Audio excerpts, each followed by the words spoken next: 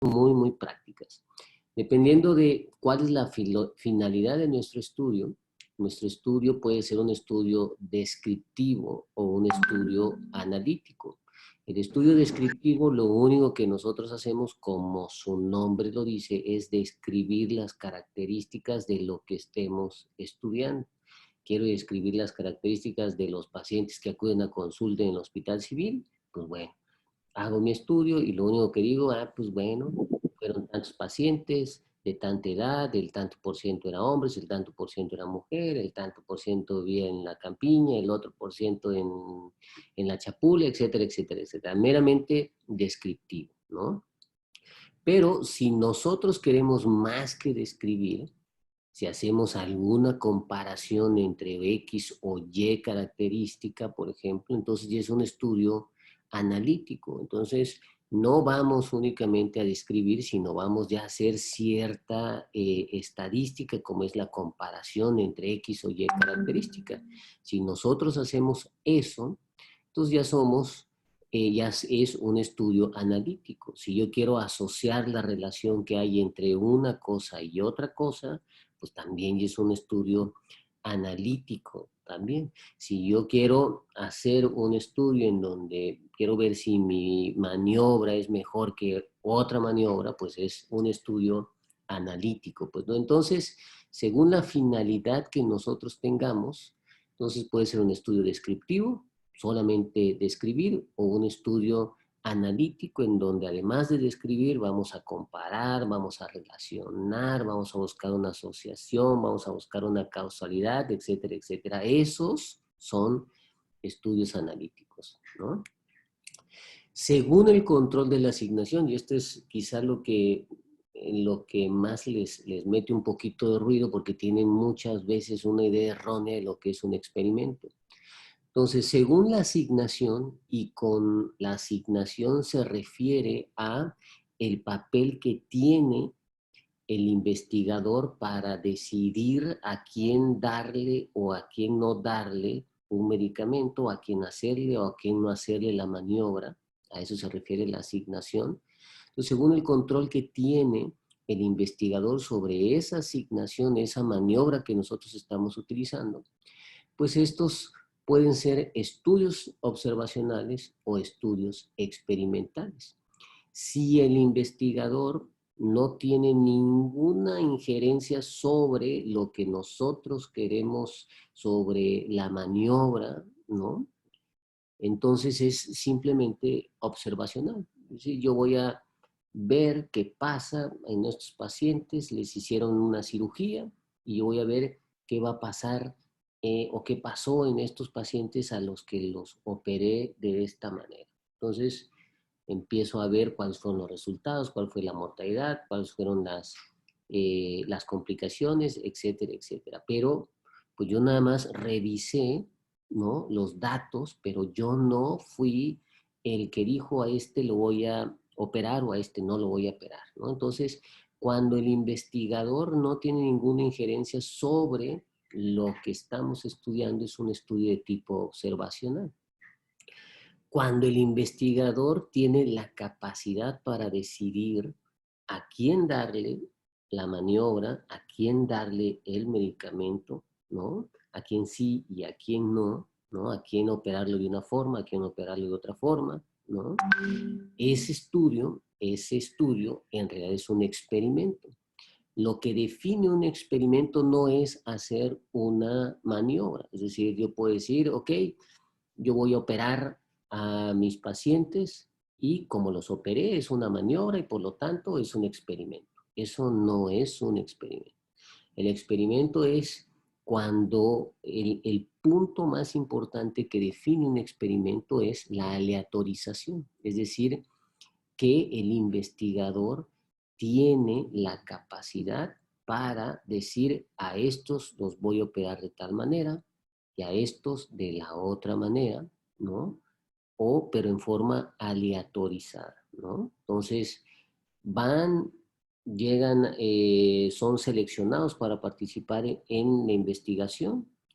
Entonces, aleatoriamente, este paciente se va para este brazo de investigación, y este paciente se va para el otro brazo. Pero la asignación es aleatoria, eso es lo más importante. Entonces, cuando nosotros hacemos eso, entonces estamos hablando de un estudio de tipo experimental. Ahorita vamos a ver que dentro de los estudios experimentales también hay grados. Hay cuando la asignación se hace aleatoria, eso es lo mejor, o hay cuando pues es la experiencia del cirujano. Dicen, bueno, pues a esto pues me late como para meterlo a operar de esta forma y a este pues como para operarlo de la otra forma. Eso no es una asignación aleatoria, pero en cierta forma pudo decidir a quién operar de tal forma o X o Y forma. Sí es un experimento, pero no con la mejor, con el mejor peso metodológico, como vamos a ver más adelante, ¿no? Desde el punto de vista del seguimiento, los estudios pueden ser transversales cuando yo solamente mido una vez el desenlace que estoy estudiando, ¿no? O cuando hago un estudio transversal, nada más hago una encuesta, levanto una encuesta, mido una vez nada más esto, y ese es un estudio transversal. Pero si yo estoy midiendo en forma recurrente mi desenlace, entonces ya es un estudio ya no transversal, sino longitudinal. Entonces, los longitudinales, este es un punto muy importante, es donde se confunden. El que sea o sea, longitudinal o transversal depende de si yo mi resultado lo mido una vez, ¿no? O lo mido varias veces en el tiempo. Porque yo puedo, para, para juntar una medición, medirlas varias veces, pero me va a dar un solo resultado, entonces eso puede ser transversal. Pero en el del seguimiento, el longitudinal, pues yo lo voy midiendo una vez, dos, tres, por ejemplo acá, ¿no? Que veían el efecto del tabaquismo en la evolución de la función pulmonar. Entonces, pues empiezan y miden las PFRs en los pacientes que fuman, la miden al mes, a los 2 meses, a los 3 meses, a los 4 meses, a los 5 meses. Entonces yo tengo 5 mediciones, ¿no? De esos pacientes. Entonces, ese es un estudio de seguimiento, es un estudio longitudinal, ¿no? Pero yo en esos mismos pacientes pude haber medido nada más en una ocasión las pruebas de función pulmonar y hacer un estudio transversal, ¿no? La medí una vez nada más, es un estudio transversal. Las medí varias veces a través del tiempo, es un estudio longitudinal, ¿no? Entonces, lo que define es el número de veces que mides a través del tiempo. De la forma en que recabas la información, nuestra investigación puede ser retrospectiva, es decir, las cosas ya sucedieron y seguramente están registradas en archivos clínicos, entonces me voy para atrás y empiezo a revisar las notas, el expediente y hago la recabación de mis variables o de lo que voy a estudiar en forma retrospectiva, ¿no? O pues yo planeo mi información, los acontecimientos no han pasado, sino que va a ser un estudio a futuro en donde voy a recabar a futuro mis datos, entonces la forma de recabar los resultados va a ser en forma prospectiva, ¿no?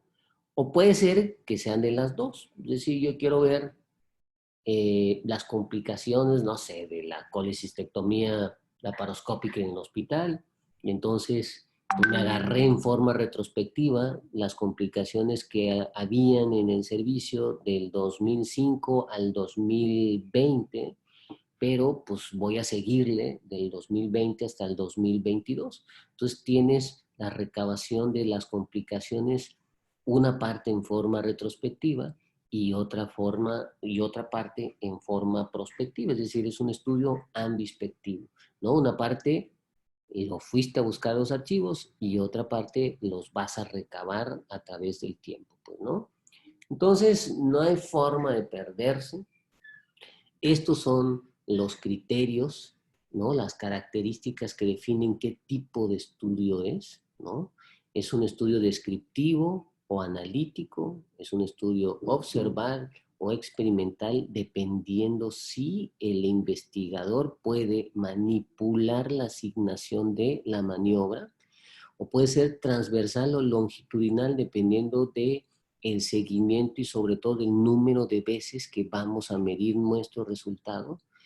Y puede ser, dependiendo de cómo recolectemos nuestros datos, retrospectivos hacia atrás, proleptivos hacia adelante o ambispetivos, que tenemos parte retrospectiva y parte proleptiva. Entonces, eso es lo que debemos de definir en nuestro estudio que nosotros vamos a hacer. Es descriptivo, experimental, transversal, retrospectivo, etcétera, etcétera. En base a estas 4 características. La verdad es que no hay pierde, ¿no?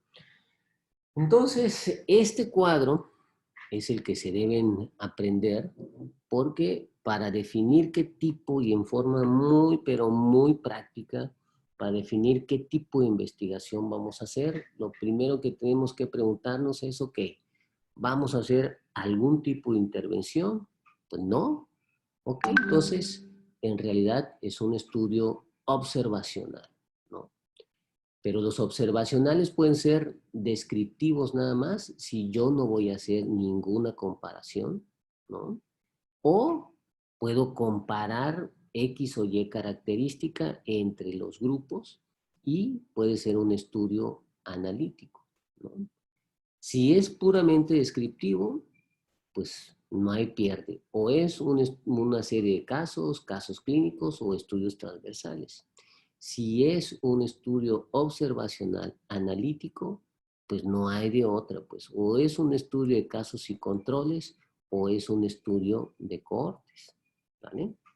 Si tú ya dices que es un estudio de cohorte, pues dice, ok, ya sabes que es un estudio analítico, es un estudio prospectivo y ya intuyes todas y cada una de estas características, ¿no? Si sí hay una intervención, ¿no? Entonces es un experimento, ¿no? Si esa intervención se hizo en forma aleatoria, es decir, la asignación de la maniobra no dependió del investigador, sino pues echaron un volado y en un volado Águila le toca tal cosa, Sol le toca otra cosa, o hicieron una tabla de números aleatorios que dijeron los números pares les va a tocar tal tratamiento y los números nones les va a tocar tal tratamiento, o los primeros 3 van para este grupo y los otros 3 son una aleatorización, hubo una distribución aleatoria de la maniobra, ¿no? Si eso pasó, entonces es un ensayo clínico aleatorizado controlado, ¿vale? Si no, si hubo una maniobra, pero no hubo esa asignación aleatoria o un grupo de comparación, entonces es un ensayo clínico no controlado o es un ensayo clínico cuasi experimental, lo que les decía. Un cirujano que no hizo aleatoriamente la asignación de cómo iba a operar a los pacientes, sino iban llegando y dijo, pues esta la voy a meter abierta y la otra pues me late para que la haga cerrada y el que sigue pues me late para que lo haga cerrado y el otro pues abierto, ¿no? Y entonces en base a decisiones propias del investigador, pues decide como para un lado o para el otro lado asignar la maniobra. Eso no es lo más recomendable. Lo más recomendable es que esto sea aleatorizado y con menor cantidad de sesgo, pues, ¿no? Entonces, esto es muy importante porque si se dan cuenta, el grado de evidencia, pues va de menor a mayor. Los estudios descriptivos son los que metodológicamente tienen el mejor peso científico, ¿no? La serie de casos y los estudios transversales. Le siguen los estudios de casos y controles, los estudios de cohorte. Le siguen los ensayos clínicos no controlados, los estudios cuasi experimentales y los que mayor peso metodológico no tienen, pues son los ensayos clínicos aleatorizados.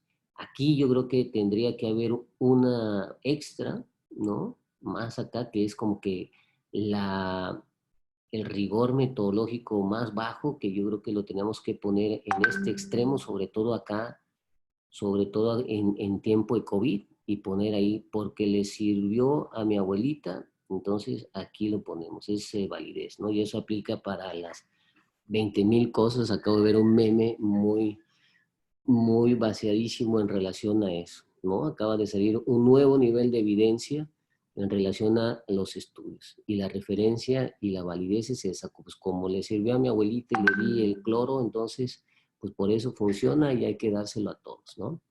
Entonces, esto es muy importante, ahora en COVID que está de moda, pues ver en base a qué tomamos las decisiones de tratar o de hacer X o Y maniobra o dar X o Y medicamento. Si nos estamos basando en puros estudios descriptivos, serie de casos, o basamos nuestras decisiones en base a resultados de ensayos clínicos aleatorizados, controlados. ¿Vale?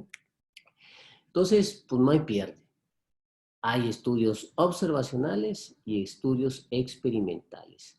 Los observacionales no hay una maniobra o una intervención. En los experimentales sí hay una maniobra e intervención, y dependiendo si esa maniobra yo la puedo aleatorizar, entonces es un ensayo clínico controlado, cegado y asignación aleatoria, o lo puedo nada más en forma aleatoria pero no cegarlo, o son cuasi experimentales o experimentos naturales, ¿no? Si por el contrario no hay una maniobra y lo único que hago es describir, son todas estas posibilidades, o si además de describir voy a hacer alguna asociación, alguna correlación, alguna prueba diagnóstica, etcétera, etcétera, pues estas son las opciones. Entonces, esto es lo que tenemos que ponerle a nuestro protocolo. ¿No? No el de es un estudio analítico, controlado y bla, bla, bla, no, o sea, es un estudio de causas y controles, es un estudio de cohortes, es una cohorte transversal, es un ensayo clínico controlado, cegado, aleatorizado, no aleatorizado, ¿no? Si yo sé de metodología y me dicen que es un ensayo clínico controlado, cegado y con asignación aleatoria, pues ya sé que es un experimento, que es longitudinal y que es un estudio experimental, ¿no? Entonces, eso es en relación al tipo de estudio. Al universo de estudio, el universo es el conjunto finito o infinito de personas, animales o cosas que presentan características comunes sobre las cuales pues nosotros queremos hacer nuestra investigación. ¿Vale? Entonces, pero el problema es que en muchas de las ocasiones, o en todas las ocasiones, pues nosotros no podemos estudiar a todo el universo o a todas las personas, y la mayoría de las veces, pues nosotros terminamos haciendo nuestra investigación en una pequeña muestra, que lo menos que esperamos es que esa muestra que nosotros tomamos para estudiar, pues sea representativa del universo de pacientes, pues, ¿no? Y generalmente lo que nosotros tenemos que poner en nuestro protocolo es, o sea, de cuál es nuestro universo, o sea, de dónde vamos a tomar nuestros pacientes. Por ejemplo, si yo quiero estudiar pacientes con preeclampsia, ¿no? Pues mi universo de donde yo voy a sacar estas pacientes preeclámpticas, pues van a ser pues todas las pacientes embarazadas que acudan al servicio de ginecología del Hospital Civil. Ese va a ser mi universo de donde yo voy a sacar a mis pacientes embarazadas con preeclampsia que voy a estudiar, ¿no? Si yo voy a estudiar a los pacientes obesos del Hospital Civil, ¿no? Que se hospitalizan, por ejemplo, en medicina interna, pues mi universo va a ser todos los pacientes que ingresen a medicina interna, y de todos esos pacientes que ingresen a medicina interna, pues yo voy a seleccionar nada más de ese universo a los pacientes que son obesos, ¿vale? Entonces, eso es lo que nosotros debemos de decir en nuestro protocolo de investigación. ¿Cuál es nuestro universo? Es de dónde van a salir esos pacientes que nosotros vamos a seleccionar para nuestra investigación, ¿vale? Lugar de realización y periodo de realización, pues la verdad es que no necesitan explicaciones, pero los criterios de inclusión sí necesitan explicación, ¿no? Entonces, ¿qué son los criterios de inclusión? Son las características que van a definir el perfil de los sujetos que nosotros vamos a estudiar, ¿no? ¿Y cuál es el perfil o cómo hacemos nuestro perfil? Pues en base a ciertas características, ¿no? Características en relación a la edad, al sexo, al tipo de enfermedad, al estadio de enfermedad, ¿no? El chiste es que nosotros con nuestros criterios de inclusión, nosotros vamos a seleccionar dentro de nuestro universo a los pacientes que nosotros vamos a estudiar, ¿no? Vamos a estudiar a pacientes adultos mayores de 18 años, ambos sexos, que tengan enfermedad renal crónica en estadio 5 de la enfermedad, ¿no? Entonces yo ya con eso delimité muy específicamente las características de mi población. Entonces, de todos los pacientes que llegan al hospital civil y que se ingresan a medicina interna, ese va a ser mi universo. Todos esos pacientes van a ser mi universo. Yo nada más voy a seleccionar en base a mis criterios de inclusión a adultos de los dos sexos que tengan enfermedad renal crónica y que estén en el estadio 5. Solamente a esos voy a seleccionar de ese universo que ingresa a medicina interna, ¿no? Entonces, pues así es como debemos nosotros buscar a nuestros criterios de inclusión. Pacientes embarazadas por arriba de la semana 30 o que estén en la semana 30-36, ¿no? Y que tengan el diagnóstico de preeclampsia, por ejemplo, ¿no? Etcétera, etcétera. Pero nosotros tenemos que especificar y debemos ser, valga la redundancia, muy específicos con los criterios que debemos utilizar para seleccionar a nuestros pacientes. Los criterios de exclusión son todo lo contrario. Son aquellas características que obligan a excluir a los sujetos que cumplen estos, o sea, que cumplen con criterios de inclusión, pero tienen algunas razones de exclusión para no poder incluirlos en nuestro estudio, ¿no? Por ejemplo, pueden ser pacientes, como les decía, pueden ser que sea un paciente adulto, que tuviera enfermedad renal crónica y que estuviera en la etapa 5 de la enfermedad renal crónica. Es decir, cumple mi criterio de inclusión, pero el problema es que pues, tiene el diagnóstico de cáncer o es un paciente con VIH, por ejemplo. Entonces, aunque tenga los criterios de inclusión, tiene algunos criterios de exclusión, ¿no? Que hacen que, pues aunque cumpla los criterios de inclusión, no los pueda meter ¿cómo se llama? A la investigación, ¿no? Hay algunas, ¿cuáles son las principales las razones por las que podemos excluir a los pacientes?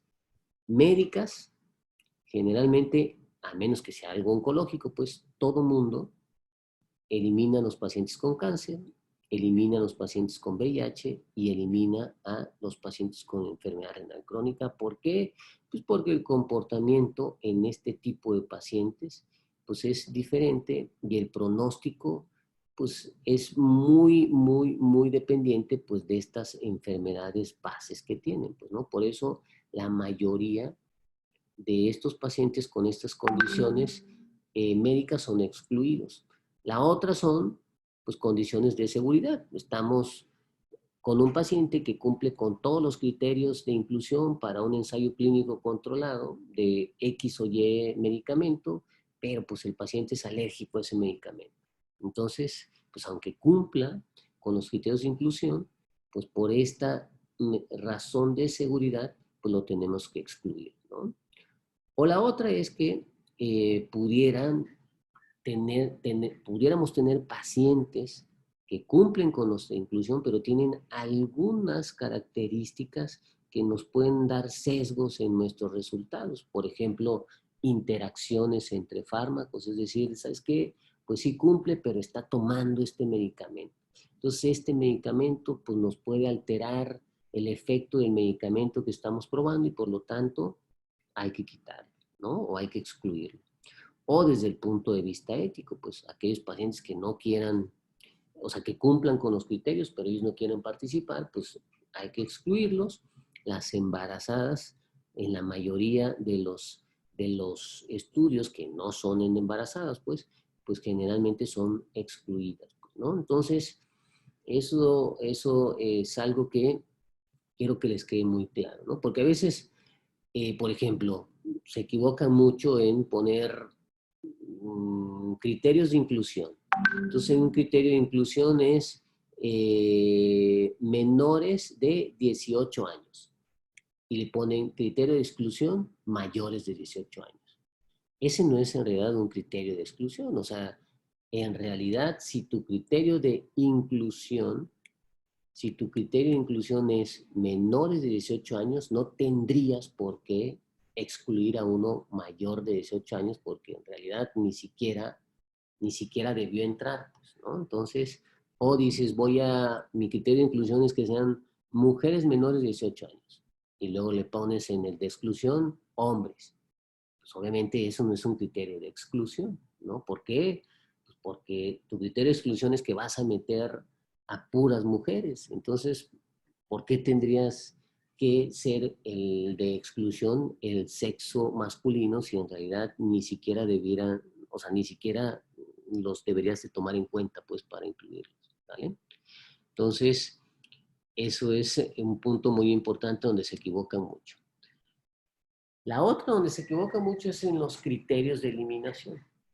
Los criterios de eliminación son algunas características o algunas situaciones que obligan a eliminar a un paciente, pero esta es la clave, una vez que hayan sido incluidos en la investigación. Las razones más importantes por las que eliminamos pacientes es porque hay falta de seguimiento o recolección de datos incompletos, ¿no? Es decir, tenemos a un grupo de pacientes que cumplieron con el criterio de inclusión, no tenían ningún criterio de exclusión, por lo tanto, fueron metidos al estudio, ¿no? Entonces, se hizo una medición basal, se le dio el tratamiento que estábamos nosotros investigando y el estudio coincidía, o más bien de lo que se trataba es pues, ver el efecto de este tratamiento en X o Y cosa que estemos investigando y que implicaba una segunda medición.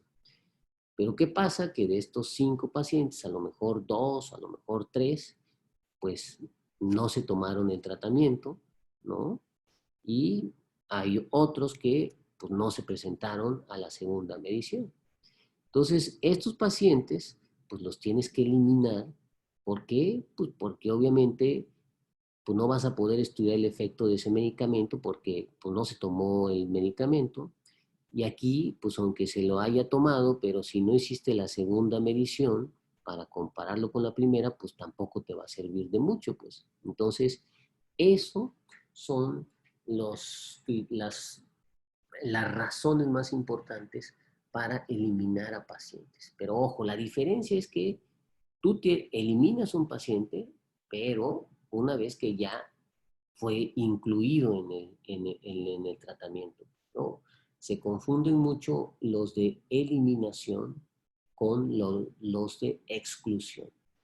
Un paciente excluido jamás entra al estudio.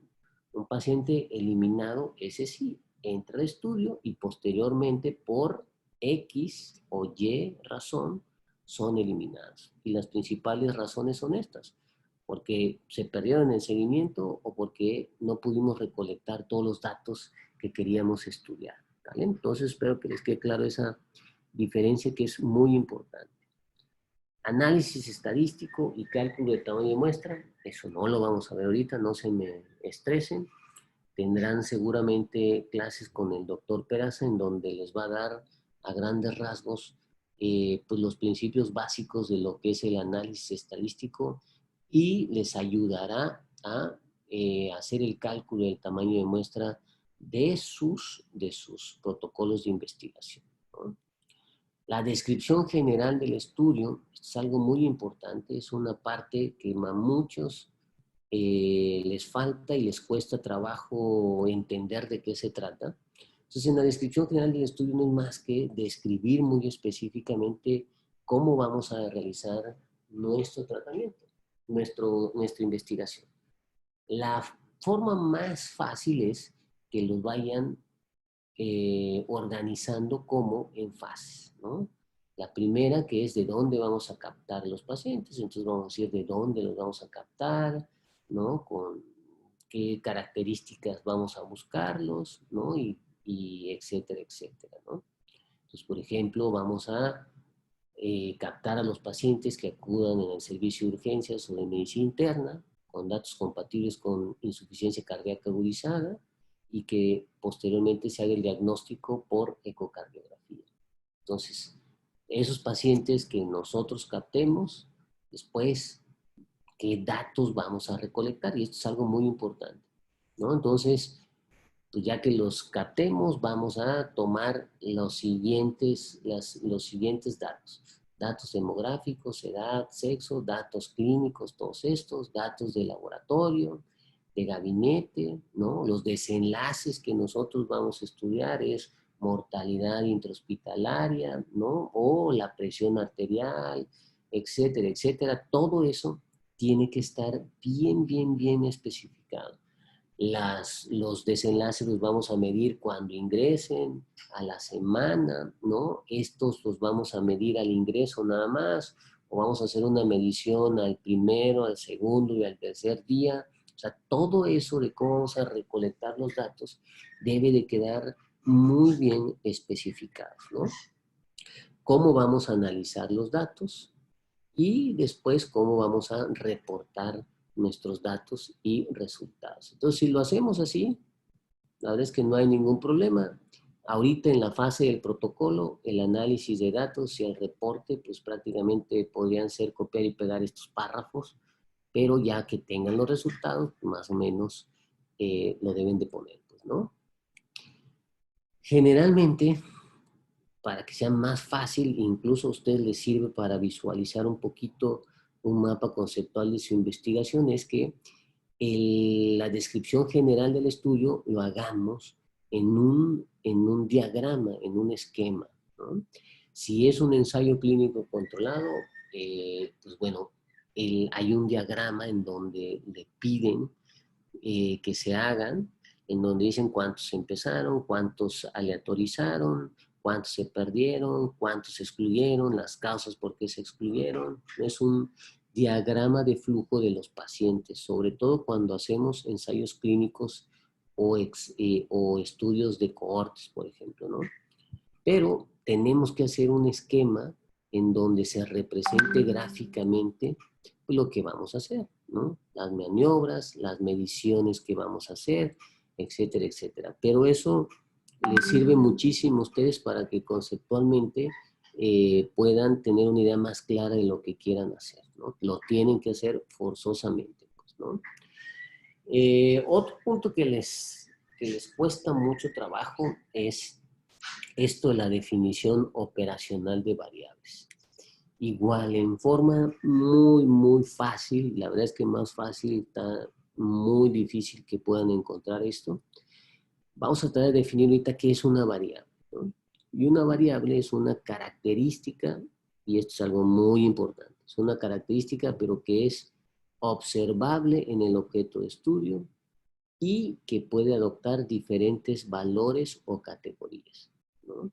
Entonces, una variable es una característica que yo puedo observar en mi objeto de estudio y la otra característica es que yo puedo medir, ¿no? Entonces, una característica que yo la puedo medir en lo que esté estudiando, ¿vale? Entonces, la presión arterial es algo que yo puedo observar en el baumanómetro y yo puedo medir en el baumanómetro. La frecuencia cardíaca es algo que yo puedo medir y la puedo, obviamente, conceptualmente no la puedo observar, pues, pero la puedo medir, pues, ¿no? La frecuencia cardíaca la puedo ver en el monitor, etcétera, etcétera, ¿no?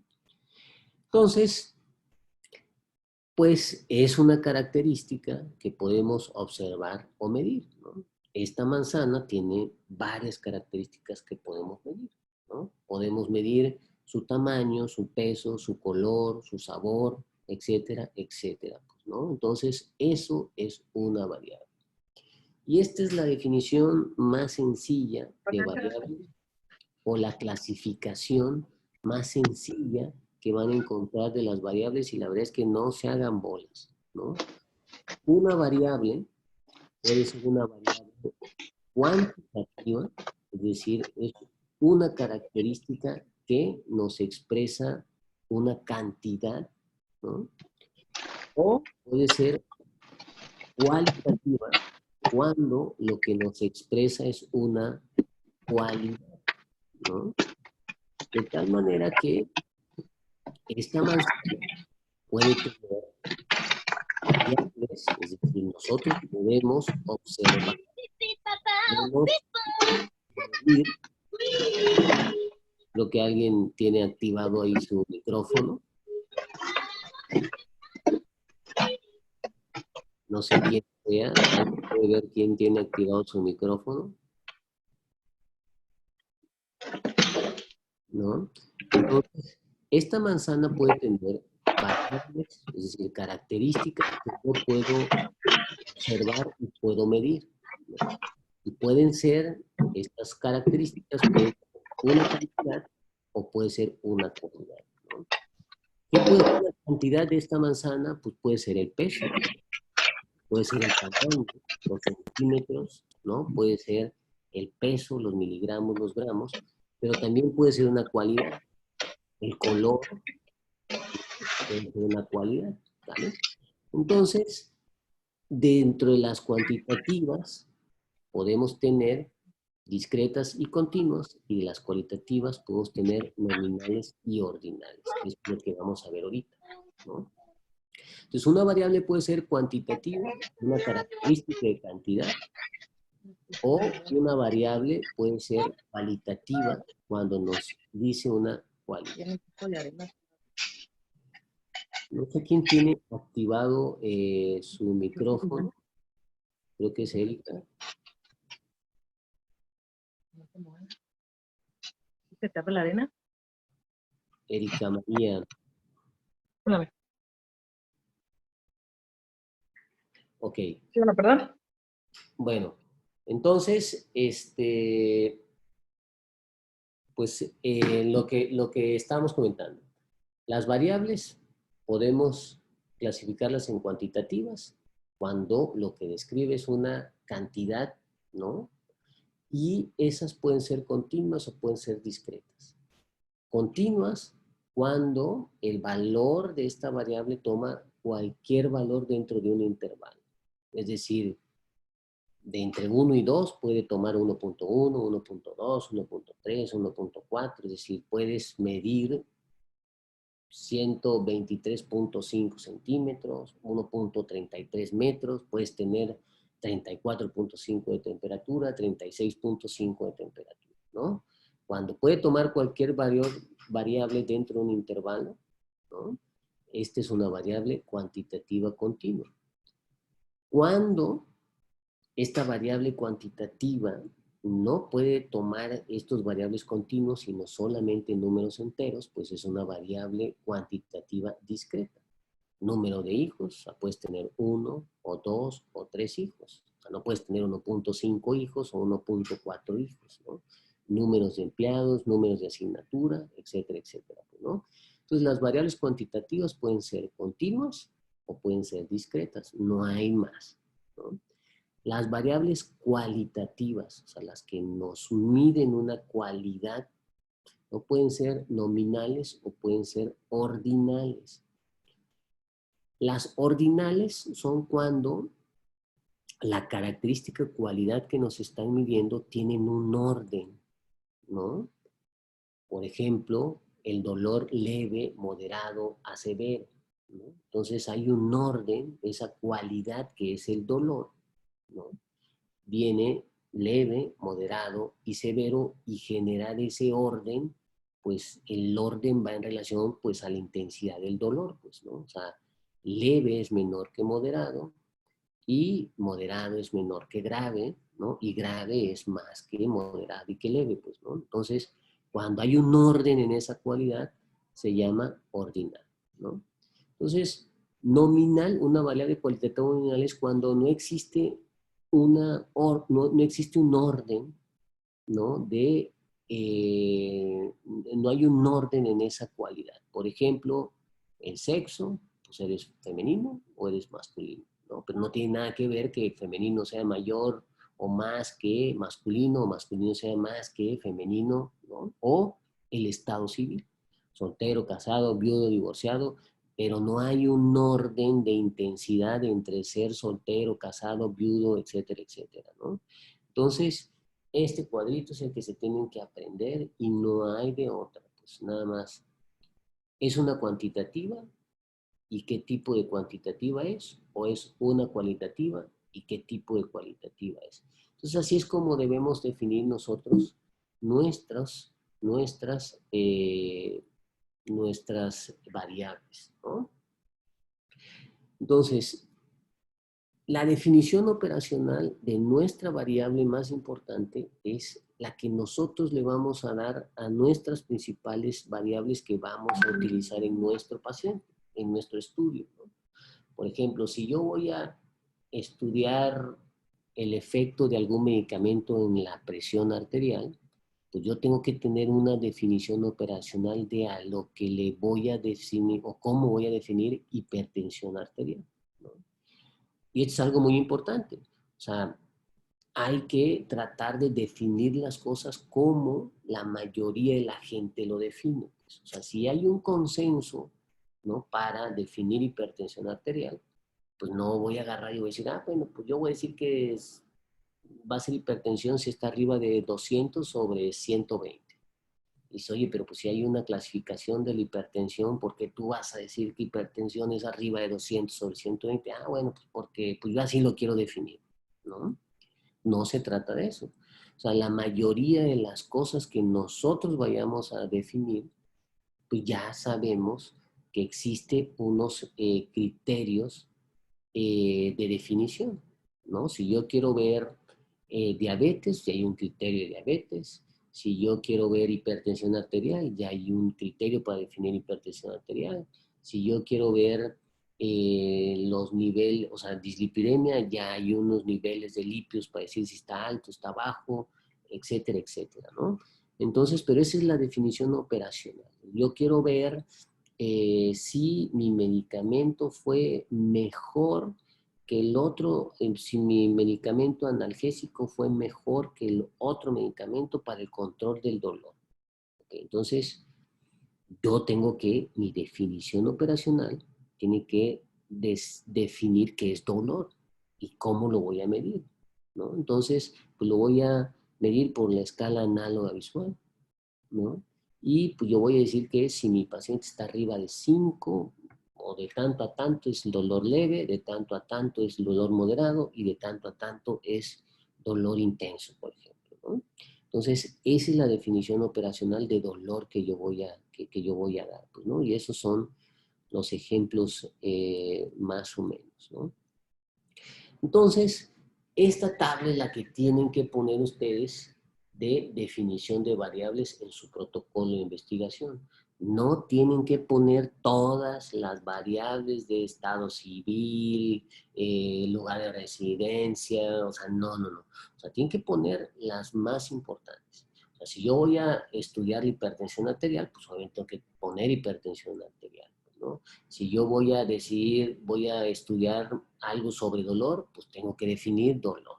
Si yo voy a estudiar insuficiencia cardíaca aguda, pues tengo que poner insuficiencia cardíaca aguda, ¿no? Y aquí tenemos que poner en esta tabla, y forzosamente tienen que hacerlo en este formato de esta tabla, su variable que estén estudiando, su definición operacional, cómo van a definir insuficiencia cardíaca, y el tipo de variable, pues es una definición cualitativa y es nominal porque nada más yo voy a decir si mi paciente tiene o no tiene insuficiencia cardíaca dependiendo mi definición operacional. ¿Vale? Lesión renal aguda, esto es lo que yo voy a, así operacionalmente voy a definir que mi paciente tiene lesión renal aguda si le sube la creatinina arriba de 0.3 o más de un 50% o el volumen urinario, ¿no?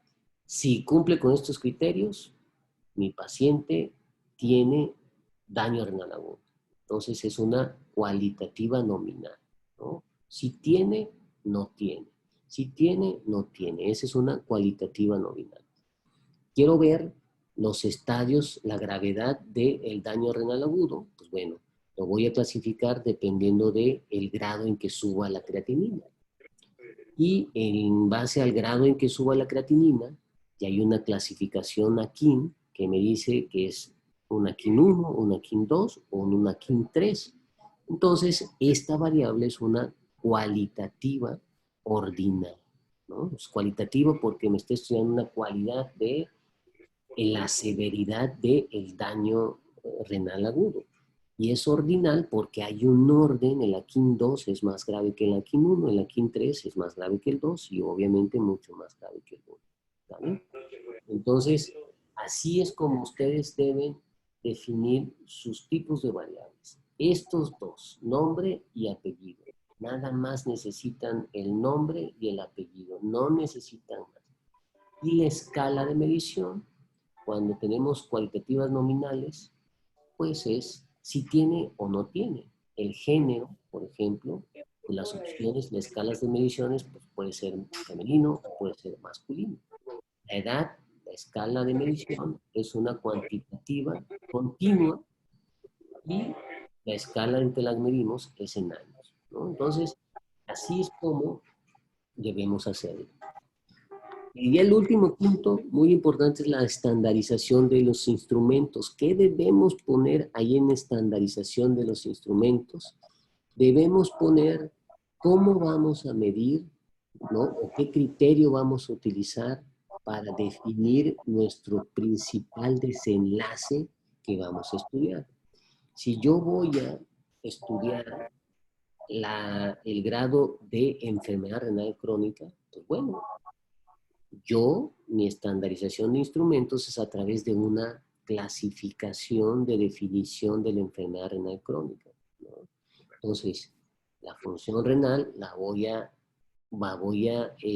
definir y clasificar de acuerdo a la tasa de filtrado glomerular calculada por esta fórmula, ¿no? Y en base a eso, pues yo voy a definir si mi paciente tiene un estadio 1, 2, 3, 4, 5 de enfermedad renal crónica, ¿no? Si lo que yo voy a estudiar es si un medicamento es mejor que otro medicamento para el control de la presión arterial, ¿no? Entonces yo voy a definir cuál va a ser mi criterio para decir que es mejor que el otro medicamento, ¿no? Yo voy a definir y le tengo que poner ahí, ok, yo voy a decir que el medicamento X es mejor que el medicamento Y si hay una diferencia entre los grupos de más de 10 milímetros de mercurio en la disminución de la presión arterial.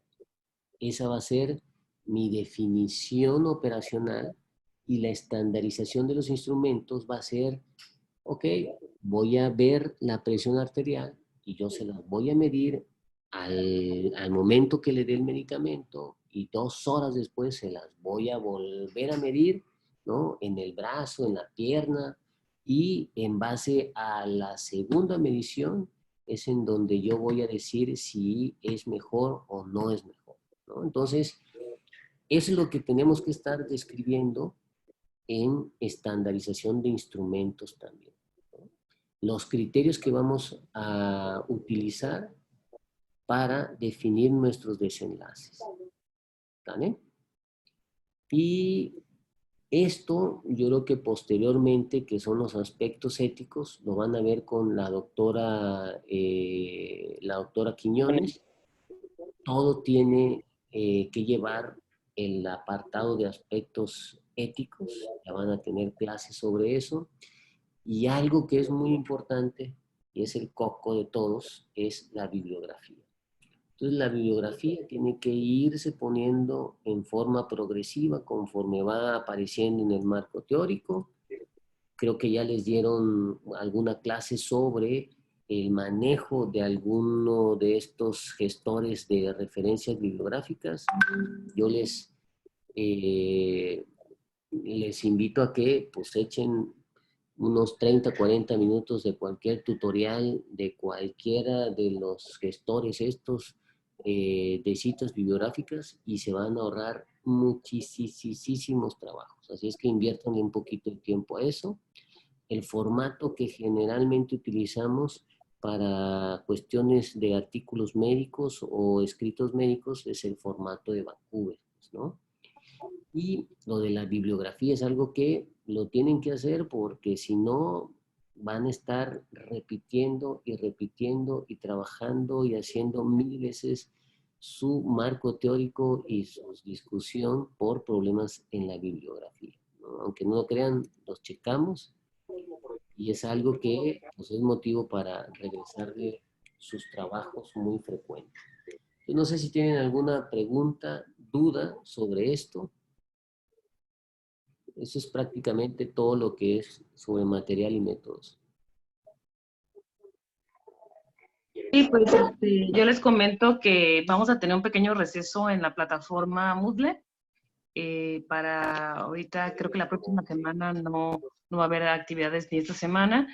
Y vamos a tener algunas clases de diferentes tipos de diseños de estudio en las siguientes sesiones, junto con una valoración de Cochrane, una plática de Cochrane del doctor Giordano, Agiola Pérez, y pues no sé si con el doctor, eso es esencial, ¿no? Lo que vamos a ver es esencial para saber cómo hacer en sí el protocolo. No sé si tengan preguntas, ya sea en chat o abriendo sus micrófonos. No tienen que abrir sus videos, no teman. Pues no sé si tienen alguna duda. Las referencias son muy importantes porque, como dice el doctor, si la referencia está mal, una referencia está mal y la verdad es que no vas a poder publicar nada, no vas a poderte graduar del diplomado, es que así es, porque así es muy estricto, ¿no? Y sobre todo llevar toda la secuencia de cómo tiene que estar un protocolo. Les vamos a dar una clase después de redacción y publicación de un artículo científico y después tengo yo una especie de curso de eso, están invitados. Y pues no sé si algo más, doctor Edgardesa. No, nada más, pues si tienen alguna duda y si no, pues listo. Sí, creo que no hay ninguna duda. Va a haber muchísimas después, estoy segura. Y pues estamos a su disposición pues en el WhatsApp. Y pues buenas tardes a todos. La próxima semana no hay clase. Nosotros les vamos a decir en el chat cuándo habría la próxima clase. Probablemente sea en 2 semanas. Que estén muy bien. Buenas tardes.